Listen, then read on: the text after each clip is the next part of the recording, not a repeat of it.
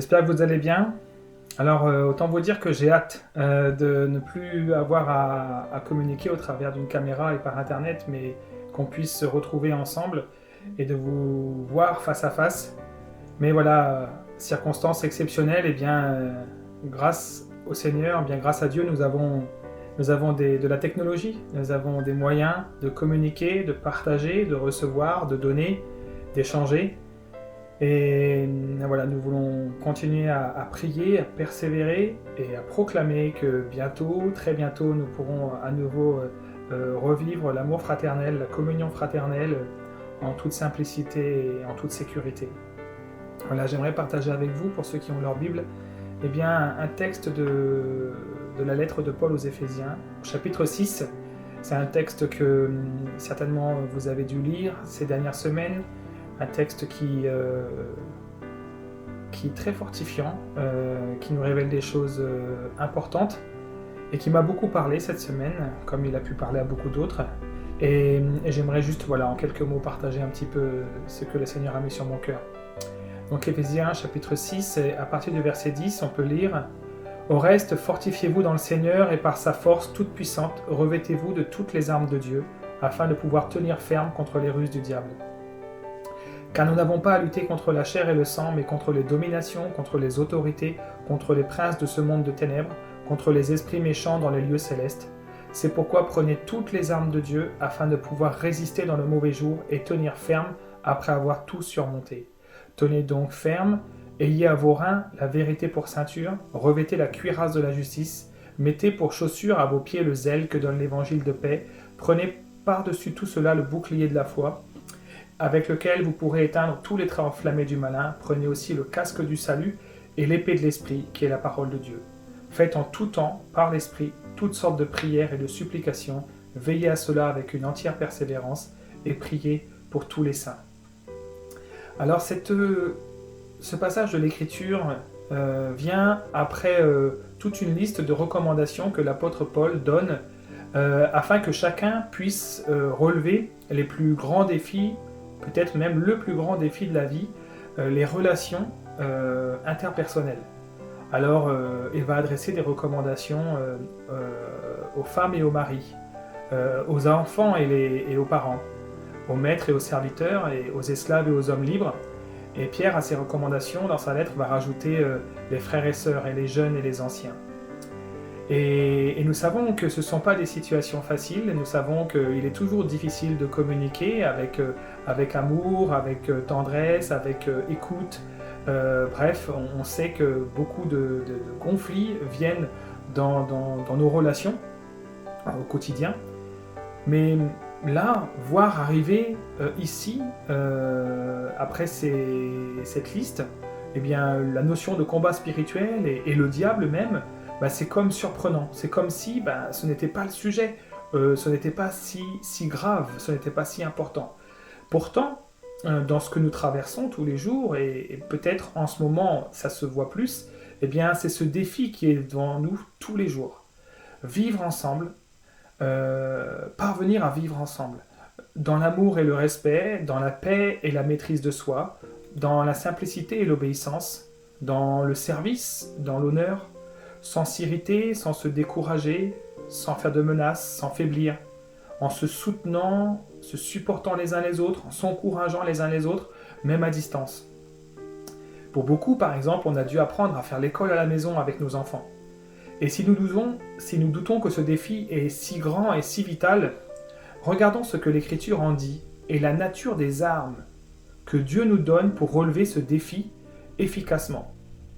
La première recommandation que l'apôtre nous fait de la part du Seigneur, c'est de nous dire « Fortifiez-vous dans le Seigneur et par sa force toute puissante ». Ça résonne en moi comme ce texte de Isaïe qui nous dit « Mais ceux qui se confient en l'Éternel renouvellent leur force, ils prennent le vol comme les aigles, ils courent et ne se lassent point, ils marchent et ne se fatiguent point. » Tout ça pour dire qu'il est inutile de chercher de la force et des capacités à relever ce défi qui est devant nous en nous-mêmes.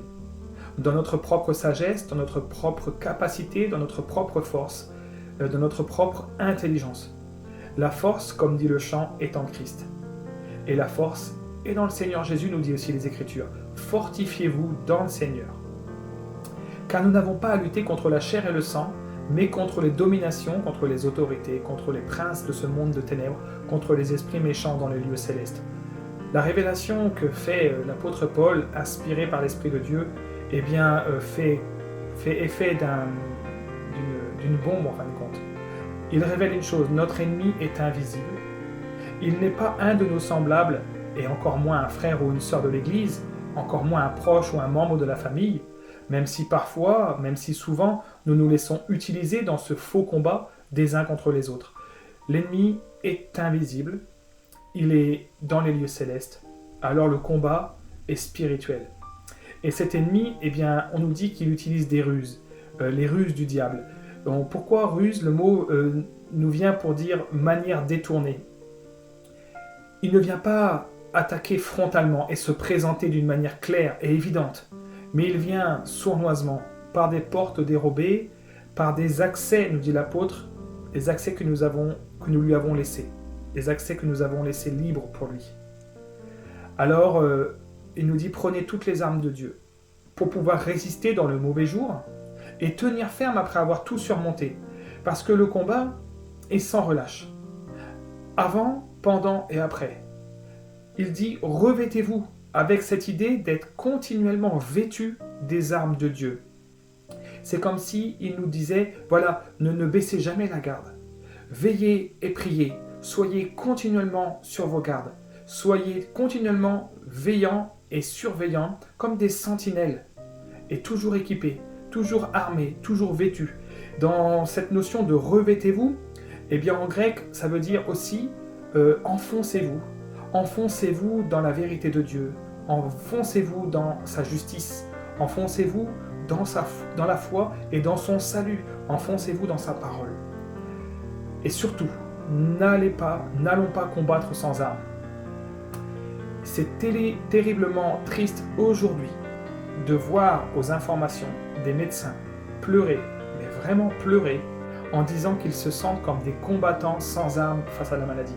Sans masque, sans gel, sans blouse, sans lit, sans matériel médical. C'est décourageant, c'est frustrant, c'est inquiétant. Ils le témoignent, la réussite de leur travail réside dans la capacité à se protéger, à aider les patients avec tout le matériel adéquat. Et bien le Seigneur nous dit la même chose. N'allez pas au combat sans armes.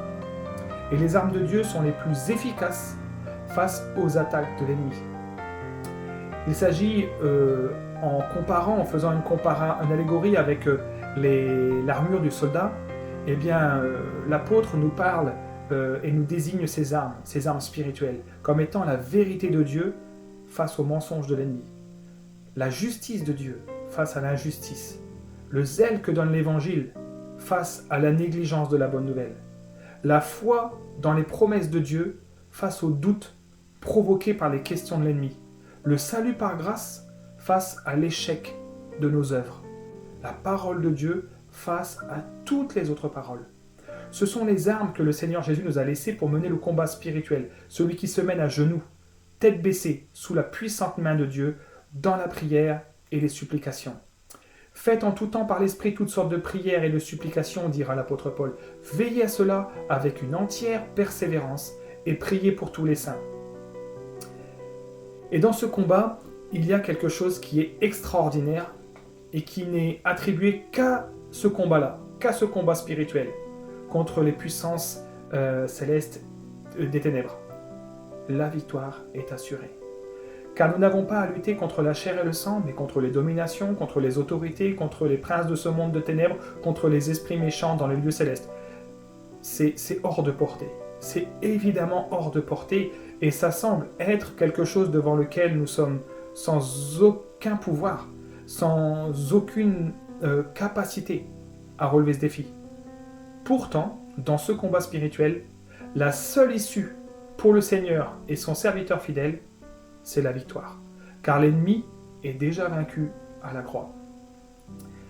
Le premier chapitre des Éphésiens nous donne cette vérité.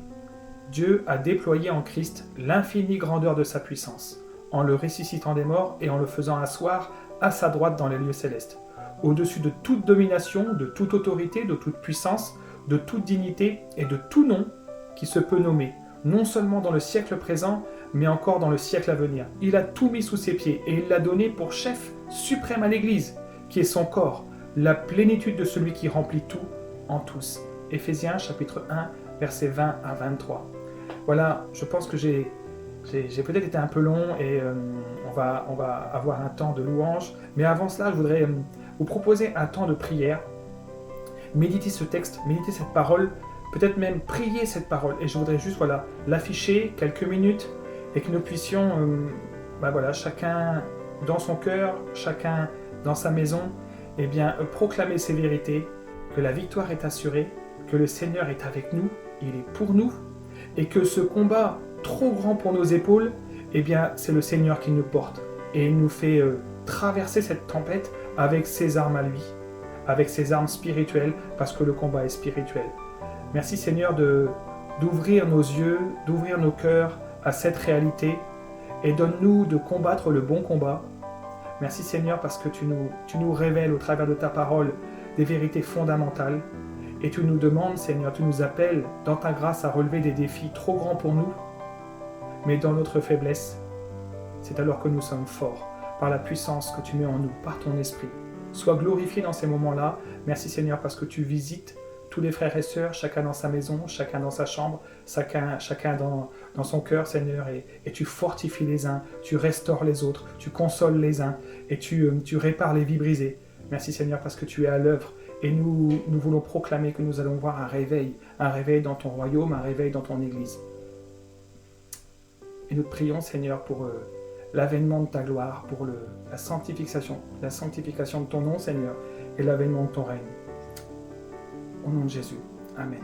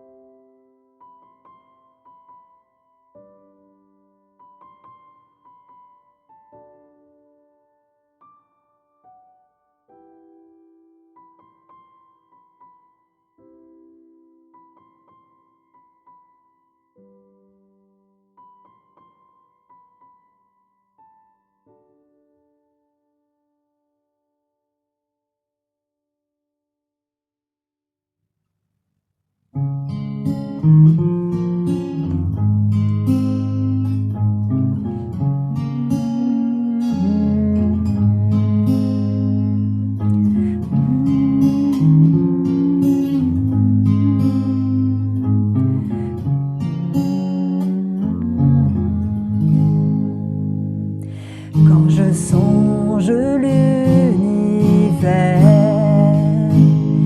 les astres que tu as créés, les océans, les mers, tout me révèle ta majesté.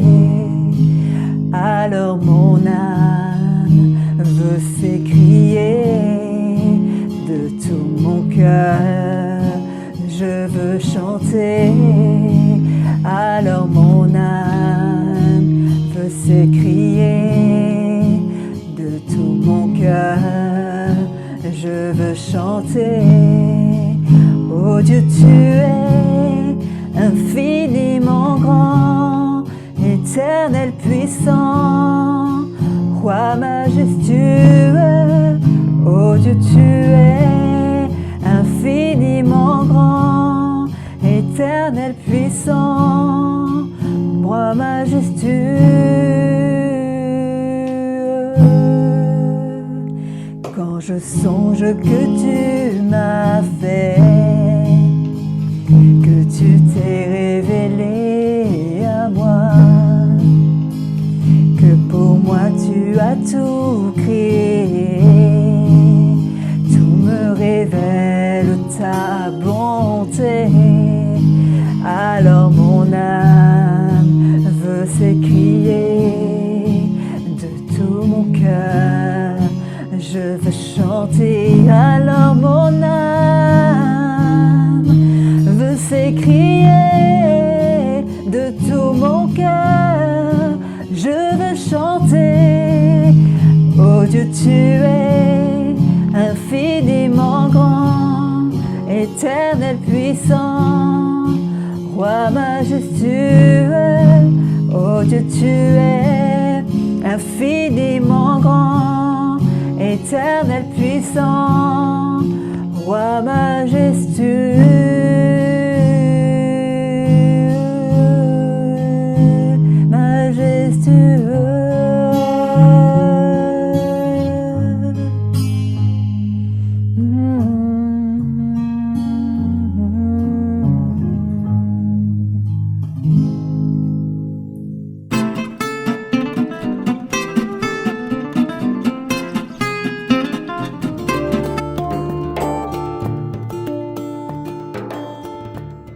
Bonjour à tous, moi c'est Valérie. Et moi c'est David.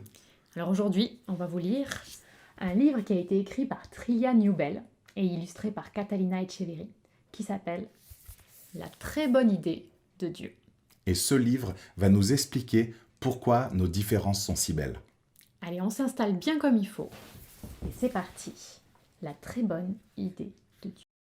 Au commencement, et même avant le commencement, Dieu a eu une très bonne idée. C'était une bien meilleure idée que les panneaux solaires, les cookies aux pépites de chocolat, le canon à eau, la télévision en couleur, les feux d'artifice, le radeau de sauvetage, les patins à roulettes, ou même la machine à rayons X. Dieu a eu l'idée de créer des gens. Beaucoup de gens. Beaucoup de gens très différents, qui auraient tous du plaisir à l'aimer et qui auraient tous du plaisir à s'aimer les uns les autres. Ils seraient tous créés à son image. Ils seraient tous comme des petits miroirs qui reflèteraient l'image de Dieu. Et puisque Dieu est rempli d'amour, ils seraient eux aussi remplis d'amour. Alors Dieu s'est mis au travail. Il a créé un monde merveilleux pour que tous les gens y vivent. Puis, il a créé les premières personnes, un homme et une femme. Et il leur a dit : Soyez heureux, prenez plaisir à m'aimer et à vous aimer les uns les autres. Que votre grande famille remplisse toute la terre. Prenez soin de la terre et ayez du plaisir à le faire. Dieu a continué à créer des gens.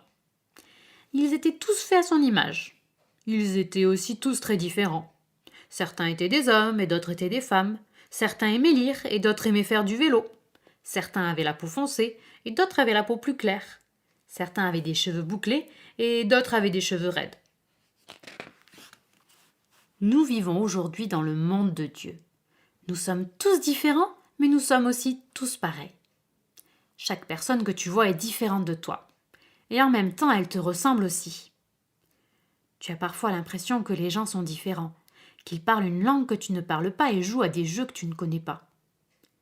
Mais ils sont tous faits à l'image de Dieu. Et c'est pour cela qu'ils ont tous une grande valeur.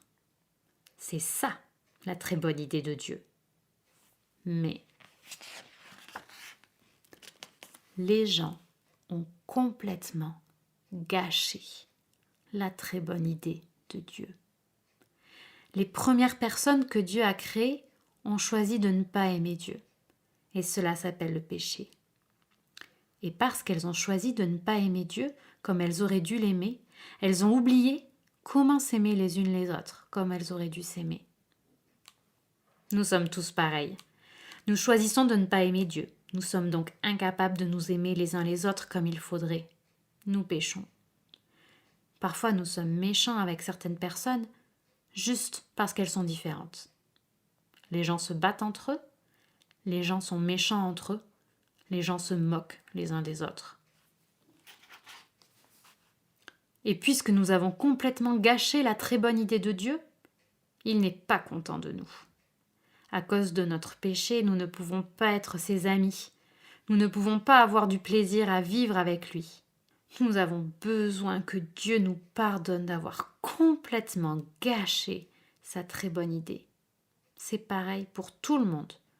Nous avons tous besoin du pardon de Dieu. Les gens qui aiment lire ont besoin d'être pardonnés, et les gens qui aiment faire du vélo ont besoin d'être pardonnés. Les gens à la peau foncée ont besoin d'être pardonnés, et les gens à la peau plus claire ont besoin d'être pardonnés. Les gens aux cheveux bouclés ont besoin d'être pardonnés, et les gens aux cheveux raides ont besoin d'être pardonnés. Mais Dieu n'a pas été surpris quand les gens ont complètement gâché tout ce qu'il avait fait. Il a toujours eu un très bon plan pour sauver sa très bonne idée. Alors Dieu s'est mis au travail. Il est venu sur terre sous la forme d'une personne, Jésus. Jésus a aimé les gens qui étaient différents de lui. Il a aimé les gens que personne n'aimait. Ta foi t'a guéri. Je peux voir. Il a toujours pris plaisir à aimer les différentes personnes qu'il a rencontrées. Jésus nous a montré comment nous pouvons nous aussi trouver du plaisir à nous aimer les uns les autres. Mais les gens n'ont pas aimé Jésus. En fait, ils l'ont détesté. Ils l'ont fait mourir sur une croix. Mais cela faisait partie du plan de Dieu. Sur la croix, Jésus a pris tous nos péchés pour que nous soyons pardonnés. Jésus pardonne nos péchés. Jésus n'est pas resté mort, il est revenu à la vie, puis il est retourné vivre dans le ciel. Ensuite, il a donné son esprit aux hommes et aux femmes de la terre, pour les aider à l'aimer et à aimer tous ceux qui sont différents d'eux. Jésus nous aide à nous aimer les uns les autres. Un jour, Dieu finira de réaliser sa très bonne idée. Jésus reviendra et rendra à nouveau le monde parfait. Et tous ceux qui ont demandé à Jésus de les pardonner vivront dans ce monde avec toutes leurs langues et toutes leurs couleurs de peau différentes. Ils auront du plaisir à aimer Dieu et à s'aimer les uns les autres. Ils auront du plaisir à célébrer Dieu et à le remercier d'avoir eu une si bonne idée et d'avoir sauvé et fini de réaliser sa très bonne idée. Mais voici une très très bonne nouvelle au sujet de la très bonne idée de Dieu. Tu n'as pas besoin d'attendre que Jésus revienne avant de pouvoir commencer à profiter de sa très bonne idée. Jésus reçoit avec joie tous ceux qui lui demandent d'être pardonnés. Et quand Jésus reçoit quelqu'un chaleureusement, il le reçoit dans sa famille pour toujours. Il reçoit les gens qui aiment lire et les gens qui aiment faire du vélo. Il reçoit les gens à la peau foncée et les gens à la peau plus claire. Il reçoit les gens aux cheveux bouclés et les gens aux cheveux raides. La famille de Dieu s'appelle l'Église. Les amis de ton Église sont tes frères et sœurs, une famille merveilleuse, une famille de toutes les couleurs. Tu peux avoir beaucoup de plaisir à les aimer et à aimer Dieu avec eux. C'est ça, la très bonne idée de Dieu. Tout plein de gens très différents qui aiment Dieu et qui s'aiment les uns les autres. Dieu a eu cette idée. Les gens l'ont complètement gâchée, mais Dieu l'a sauvée. Et Dieu finira un jour de la réaliser. Et avec les gens de ton Église, ta grande famille, tu peux avoir du plaisir à vivre la très bonne idée de Dieu dès aujourd'hui.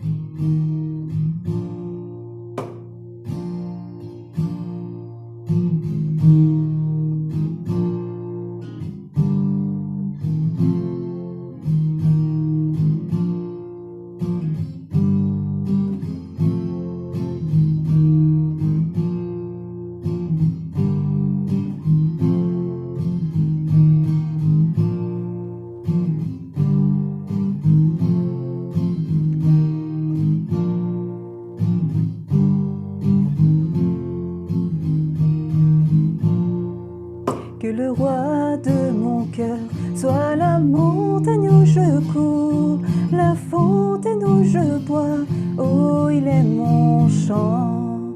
Que le roi de mon cœur soit à l'ombre où je me cache, la rançon pour ma vie, oh il est mon chant. Tu es bon, bon, oh, tu es bon, bon, oh, tu es bon, bon, oh, tu es bon, bon, oh. Que le roi de mon cœur soit le vent dans mes voiles et l'encre dans mes vagues, oh il est mon chant. Que le roi de mon cœur soit le feu dans mes veines et l'écho de mes jours, oh il est mon chant. Tu es bon, bon, oh, tu es bon, bon, oh, tu es bon, bon, oh, tu es bon, bon, oh. Tu n'abandonneras, ne m'abandonneras, ne m'abandonneras jamais. Tu n'abandonneras, ne m'abandonneras jamais. Tu n'abandonneras, ne m'abandonneras jamais.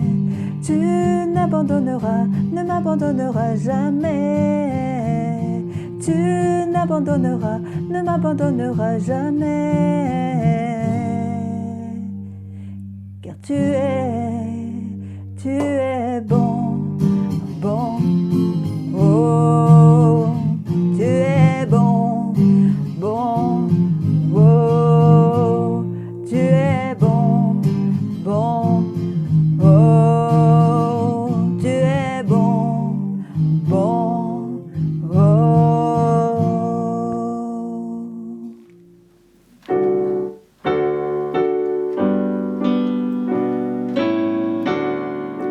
Dieu que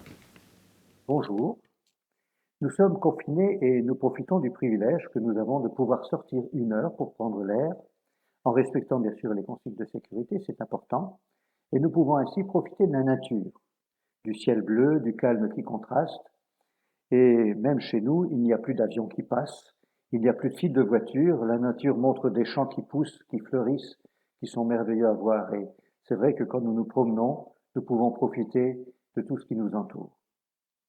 Cela me fait penser au premier jardin, le jardin d'Éden, où tout était beau et luxuriant. Les arbres donnaient leurs fruits à satiété, il n'y avait qu'à tendre la main pour pouvoir prendre ce que nous avions besoin. Mais cela a eu une fin. Je suis reconnaissant au Créateur de nous avoir laissé cette nature en partie, de pouvoir aujourd'hui voir comment elle est merveilleuse, comment la nature apporte des choses qui nous sont importantes, comment nous pouvons profiter des fruits, des légumes, des céréales, de tout ce qui existe dans les champs. Mais c'est vrai que cela, nous l'obtenons avec beaucoup d'efforts, de sueur, de travail. Et j'aimerais, en regardant cela, être aussi reconnaissant au Créateur parce qu'il nous a donné des fruits qui nous parlent. Je pense en disant cela à un fruit comme la noix. Vous voyez, c'est les noix de mon jardin. Ces petites noix qui, quelque part, ressemblent à un cerveau. Elles apportent des choses, puisque la noix est bénéfique pour faire baisser le cholestérol. Elle est chargée en oméga 3. Elle est aussi bonne pour le cerveau parce qu'elle contient du zinc, et le zinc a une propriété pour améliorer la mémoire. C'est donc quelque chose qui stimule la mémoire et qui nous fait du bien. Et puis, il y a un autre fruit qui existe dans le jardin, ce sont les pommes. Les pommes, vous connaissez, c'est bénéfique pour le cœur. Il est dit qu'une pomme, le matin, chasse le médecin. Hop! Les antioxydants de ce fruit sont bons pour le cœur, ça diminue le risque de caillots sanguins, ça aide à la souplesse des vaisseaux, ça apporte une charge de vitamine C, et cela apporte aussi des enzymes qui sont bons pour les poumons et pour les intestins. Donc c'est un fruit qui est complet, et aujourd'hui ce fruit me fait penser à quelque chose d'autre. Je pense, en voyant la pomme, à un autre fruit dont parlait l'apôtre Paul. Dans Galates 5, 22, l'apôtre Paul parlait du fruit de l'esprit. Et ce matin, nous allons regarder cela ensemble. L'apôtre Paul dit, le fruit de l'esprit, c'est l'amour, la joie, la paix, la patience, la bonté, la bienveillance, la foi, la douceur, la maîtrise de soi. La loi n'est pas contre ces choses. Mais j'aimerais surtout replacer ce verset dans son contexte. Et nous allons lire ce qui est dit autour de ce passage. À partir du verset 13, il est écrit « Frères, vous avez été appelés à la liberté, seulement ne faites pas de cette liberté un prétexte de vivre selon la chair. Mais rendez-vous par la charité, serviteurs les uns des autres, car toute la loi est accomplie dans une seule parole, dans celle-ci. Tu aimeras ton prochain comme toi-même.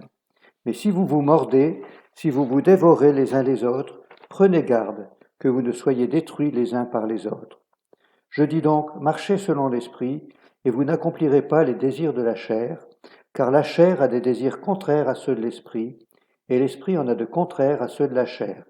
Ils sont opposés entre eux, afin que vous ne fassiez pas ce que vous voudriez. Si vous êtes conduits par l'esprit, vous n'êtes point sous la loi. Or, les œuvres de la chair sont manifestes. Ce sont l'impudicité, l'impureté, la dissolution, l'idolâtrie, la magie, les inimitiés, les querelles, les jalousies, les animosités, les disputes, les divisions, les sectes, l'envie, l'ivrognerie, les excès de table et les choses semblables. Je vous dis d'avance, comme je l'ai déjà dit, que ceux qui commettent de telles choses n'hériteront point le royaume de Dieu. Mais le fruit de l'esprit, c'est l'amour, la joie, la paix, la patience, la bonté, la bénignité, autrement dit la bienveillance, la fidélité ou la foi, la douceur, la tempérance, la maîtrise de soi. La loi n'est point contre ces choses. Ceux qui sont à Jésus-Christ ont crucifié la chair avec ses passions et ses désirs. Si nous vivons par l'Esprit, marchons aussi selon l'Esprit. Il est intéressant de voir dans quel contexte Paul écrit aux Galates. L'épître aux Galates, c'est adressé à une église d'Asie mineure, en Turquie. Les chrétiens sont confrontés à la doctrine du retour à la nature. C'est l'adoration des forces de la nature qu'on appelle aussi l'animisme. Et à une nouvelle doctrine, il y avait une autre doctrine, une nouvelle doctrine qui altérait le message de l'évangile de Christ. C'était une doctrine religieuse qui stipulait que les œuvres sauvaient aussi bien que la foi. Cette doctrine judaïsante atténuait la puissance du Saint-Esprit pour promouvoir la force de la loi. La parole nous enseigne que le salut est une grâce de Dieu et que les œuvres sont la conséquence de notre foi. Nous trouvons cela dans l'épître de Jacques. La puissance du Saint-Esprit change nos vies. C'est toute la puissance de Dieu qui s'exprime pour nous, en nous et autour de nous. Pour certains, c'est un tsunami, pour d'autres, c'est un souffle doux et léger, mais dans tous les cas, c'est une révolution. Cela change nos vies, cela change nos cœurs, cela change nos pensées. Et dans notre manière d'être, c'est aussi différent. C'est là que l'apôtre Paul montre que le fruit de l'esprit apporte ce que le fruit de l'esprit apporte dans nos vies. Que vous compreniez bien, j'ai pris donc un modèle. Ce modèle, c'est la pomme que vous connaissez bien. Cette pomme nous permet de faire un parallèle entre le fruit de l'esprit et ce fruit que nous avons sous les yeux. Et ça nous aidera à comprendre. Tout d'abord, quand nous regardons la pomme, nous avons la queue. La queue est synonyme de la foi. Elle est toute fine, la queue, mais elle est très importante pour la pomme parce que sans queue, il n'y a pas de pomme. C'est par la queue que passe la sève pour faire grossir le fruit, c'est à cause de la queue que la pomme tient à l'arbre et que le fruit peut grossir et ensuite mûrir jusqu'au moment où le fruit est mûr et où on peut enlever la pomme de l'arbre. La foi, de la même manière, nous rattache à Dieu. C'est par la foi que nous connaissons Dieu, c'est par la foi que nous pouvons être nourris par Dieu, c'est par la foi que nous connaissons la volonté de Dieu. C'est par la foi que tout passe, et c'est important pour nous, pour chacun d'entre nous. La deuxième chose que j'aimerais vous montrer sur la pomme, c'est son pistil. Le pistil qui nous rappelle la fleur. Vous savez, la fleur sur le pommier, belle petite fleur blanche qui apparaît, cette fleur qui un jour se fane, et du pistil de la fleur apparaît le fruit qui va grossir, grossir, grossir, jusqu'à devenir une pomme. Et il nous reste le pistil, qui est un signe qui nous montre que c'était une fleur auparavant. De la même manière, nous avons la bienveillance qui est citée, et cette bienveillance nous rappelle aussi cet attachement que nous avons par la nouvelle naissance, l'espoir d'un fruit qui va apparaître. C'est quelque chose qui nous rappelle que Dieu nous demande de changer et nous offre un changement dans notre vie. L'ouverture d'un cœur à la nouvelle naissance, c'est quelque chose d'extraordinaire parce que cela nous permet de recevoir Dieu, mais cela nous permet également de retransmettre Dieu. Ensuite, nous avons la peau qui recouvre la pomme et que je mettrai comme synonyme de la patience. Pourquoi? Parce que la peau, elle subit les agressions du temps, les agressions des insectes, le soleil pour le transformer en vitamines dans le fruit. Et la peau a une fonction très importante parce que quand vous mangez une pomme, si elle est lavée, vous pouvez manger la peau avec et vous avez une quantité de vitamines très importante dans les 3 premiers millimètres de la pomme. De la même manière, nous avons la patience qui est une qualité importante qui nous évite de réagir trop vite et trop fort quand ceux que nous côtoyons ne sont pas comme nous les imaginons. Nous avons besoin de cette patience pour communiquer à ceux qui nous entourent, comme une peau quelque part, comme une peau qui nous protège. La patience nous protège des agressions. Ensuite, il y a une chose qui nous plaît beaucoup, et suivant la pomme, vous pouvez avoir des pommes de différentes couleurs, de différentes formes également, et vous voyez que ces pommes ont chacune une caractéristique différente. Et en fonction de sa couleur, il y a des pommes que nous préférons prendre et manger que d'autres. Il y a des pommes qui sont plus sucrées et nous verrons par la suite ce qu'elles apportent.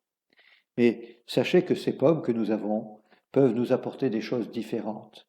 Il est donc important que nous considérions la couleur de la pomme parce que finalement, cette couleur, elle est synonyme de la joie que nous pouvons avoir.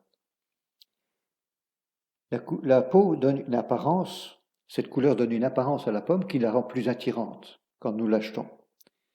C'est aussi cette joie que nous avons, synonyme de la peau, Cette joie qui permet le contact favorable pour retransmettre notre foi, ce que nous connaissons de Dieu, ce que nous aimons de Dieu.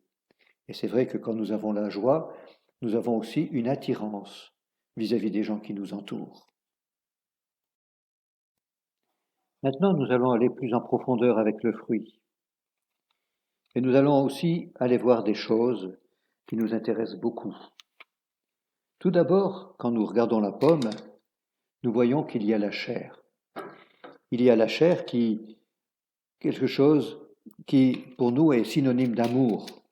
Quand on continue à suivre notre verset, vous voyez que la chair est l'essentiel du fruit, finalement. Quand nous mangeons, c'est dans la chair que nous trouvons les vitamines, les antioxydants, les calories. C'est dans la chair que nous trouvons tout ce qui nous est nécessaire. Et c'est aussi la chair qui nous attire. Au niveau de l'amour, c'est le fond véritable du chrétien. L'amour de Dieu se retransmet comme nous l'avons reçu. Si nous n'avons pas l'amour, nous n'avons pas cette relation qui est importante pour chacun d'entre nous. Et l'amour, c'est la consistance du chrétien. C'est cet amour qui permet que nous soyons vraiment des enfants de Dieu. Ensuite, nous voyons le cœur qui est au centre, le cœur qui est synonyme de la paix. Et c'est assez étonnant de voir que ce cœur est le siège d'une énergie future. Dans le cœur, nous retrouvons bien sûr les pépins, et ce cœur est la source de la vie future.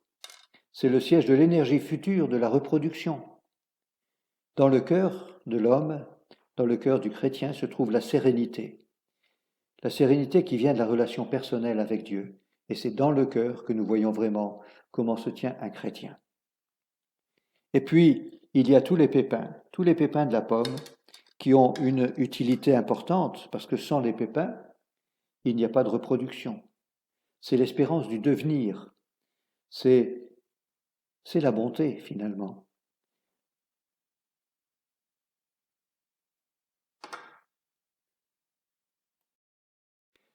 Dans notre pomme, nous avons les pépins qui sont parallèles à la bonté. Les pépins portent l'espérance d'une vie future. C'est par les pépins qu'apparaissent les arbres qui vont devenir des pommiers que l'on va greffer, qui vont donner du fruit. Et de la même manière, c'est la bonté qui permet de produire du fruit pour Dieu, qui permet de communiquer Dieu. Sans bonté, si nous n'avons pas cette bonté, nous n'avons pas d'attirance pour les gens qui nous entourent. Donc les pépins sont vraiment synonymes de la bonté. Et puis, il y a une chose que vous ne pouvez pas voir, mais qui se goûte quand nous mangeons le fruit, c'est la saveur. La saveur qui, suivant le type de pomme que nous avons, qui sont des pommes qui sont plus sucrées, plus acides, ou qui sont même parfois un peu amères, en fonction des pommes, vous avez plus d'attirance pour certaines que d'autres pour les manger. C'est le jus, c'est la saveur du fruit qui nous donne cela. Le goût de la pomme nous attire ou nous repousse, selon ce que nous faisons des pommes et selon ce que nous avons comme désir. La saveur, c'est parallèle à la douceur. Cette douceur qui permet de communiquer avec les gens, de leur faire comprendre le message de l'Évangile. C'est la douceur que le Seigneur doit mettre dans nos cœurs, afin que nous soyons vraiment des gens affables, capables de communiquer ce que Christ a mis dans nos cœurs. Nous pouvons donc être des vrais témoins, de vraies personnes qui ne forçons pas le passage, au contraire, que le Seigneur puisse vraiment être apprécié pour cela. Et puis, il y a une chose qui est extraordinaire dans la pomme, c'est sa forme. C'est sa forme qui représente aussi la maîtrise de soi. La pomme n'est pas difforme quand on regarde bien, sauf accident, quand elle est mal suspendue par la queue. La pomme a toujours une forme qui ressemble au cœur. Elle ressemble au cœur de l'homme. La pomme a des vertus biologiques pour le système cardiaque, je vous l'ai dit tout à l'heure. Et puis, cette maîtrise de soi est nécessaire aussi pour que nous puissions transmettre nos pensées, nos sentiments au bon moment, dans de bonnes conditions. C'est quelque chose qui est nécessaire de savoir nous maîtriser, de savoir ne pas succomber à toutes nos pulsions quand nous pouvons et quand nous voulons communiquer Christ. Et cela, nous devons le faire d'une manière naturelle, parce que le Seigneur ne demande pas que nous parlions de nous-mêmes en réalité. Il met en nous cette douceur qui permet de communiquer avec d'autres personnes. Donc, en quelque sorte, je vous ai raconté une parabole. C'est comme une parabole, puisque Jésus parlait par des paraboles, et aujourd'hui, cette pomme, c'est pour vous une parabole, afin que vous puissiez apprécier ce que Dieu souhaite que votre vie devienne, que ma vie devienne, et que nous puissions évoluer. Mais pendant ce temps qui est mis à part, puisque nous sommes contraints par le virus, nous sommes contraints par notre environnement à ne pas bouger comme on voudrait, comme nous devons aussi quand nous devons travailler, quand nous devons avoir nos activités. Là, nous sommes obligés de rester confinés, et c'est un temps que je souhaite pour vous être mis à part pour creuser la parole de Dieu, pour chercher justement les fruits de l'esprit, le fruit de l'esprit plutôt que le Seigneur veut mettre en nous. Autant comme la pomme est un seul fruit, ce que Dieu veut mettre dans nos cœurs par le Saint-Esprit, c'est vraiment un fruit qui a une multitude de facettes qui agissent dans nos cœurs, et de manière à ce que cela vous permette de transmettre à d'autres ce que Dieu vous a mis. Maintenant, après ce moment de culte sur Internet et puis les chants qui vont suivre, nous aurons un échange avec Zoom pour partager nos nouvelles les uns avec les autres. Et si vous n'avez pas accès à ce lien Zoom, n'hésitez pas à m'envoyer un SMS pour que je puisse vous ajouter dans la liste et que vous puissiez échanger avec nous au niveau de Zoom, au niveau de la vidéoconférence. Et cela, nous aurons pendant ce temps-là 3/4 d'heure d'échange tous ensemble, et c'est un moment aussi de partage. Que la grâce de Dieu vous accompagne et qu'il vous garde dans les moments difficiles. Amen.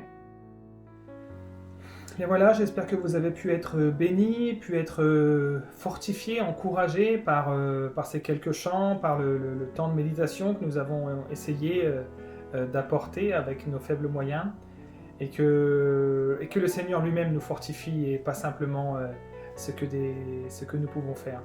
Et j'aimerais justement à ce propos vous donner un dernier texte biblique pour cette semaine, qui soit comme une invitation, comme un envoi pour chacun d'entre nous. Et cette parole, on la trouve dans la première lettre de Pierre au chapitre 5. Et il nous dit « Humiliez-vous donc sous la puissante main de Dieu, afin qu'il vous élève au moment voulu. Déchargez-vous sur lui de tous vos soucis, de toutes vos inquiétudes, car le Seigneur lui-même prend soin de vous, parce que lui-même, il prend soin de nous. » Amen. Alors juste après ce culte, comme nous avons l'habitude, eh bien, nous aurons un temps de communion fraternelle à travers Zoom, juste après la diffusion du culte. Mercredi soir, nous aurons une réunion de prière et de méditation, toujours aussi avec Zoom à 20h30. Comme info aussi pour ceux qui veulent continuer à soutenir financièrement l'église de Beauvais, eh bien, je vous donne là tout de suite l'IBAN du compte de l'église et puis aussi l'adresse de Bernard pour faire suivre vos dons, vos offrandes. Voilà, que le Seigneur vous bénisse, qu'il vous accompagne chaque jour, qu'il vous fortifie, qu'il vous équipe aussi, et que nous puissions très bientôt nous revoir, nous saluer et nous encourager. Prions les uns pour les autres, prions pour ceux qui traversent des difficultés, pour ceux qui traversent la maladie, pour ceux aussi qui sont atteints dans leur morale aussi, qui retrouvent la paix de Dieu et la force que Dieu donne. À lui soit toute la gloire. Bon dimanche et à bientôt. Au revoir.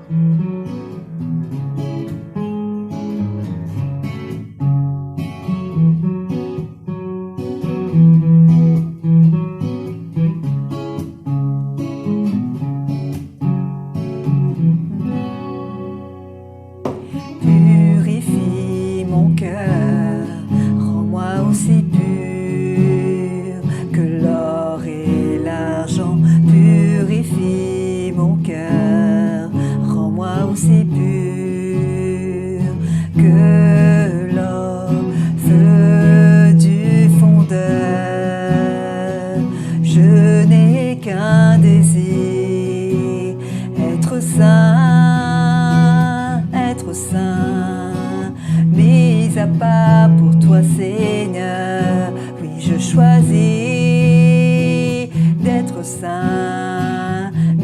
mis à part pour toi mon seul maître et prêt à t'obéir.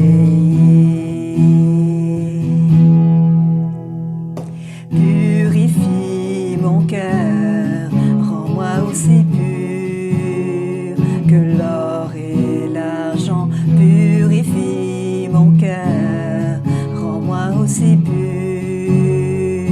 que l'or, feu du fondeur. Je n'ai qu'un désir, être saint, mis à part pour toi Seigneur. Oui, je choisis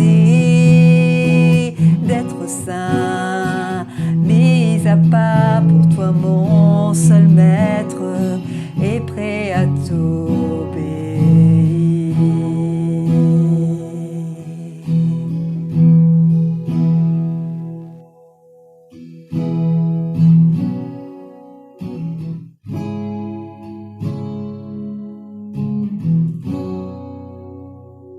Ah oui, j'ai oublié de vous dire. Maintenant, moi, je vais profiter de la pomme. Allez, bon dimanche à tous.